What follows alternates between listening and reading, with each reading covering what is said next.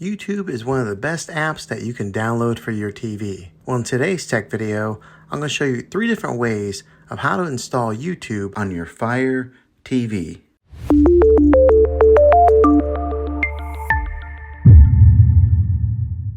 It can be really frustrating if you want to watch some of the great content that is on YouTube and you find that your TV is unable to download it. If your TV is an older model of smart TV, then it could prevent you from downloading this app.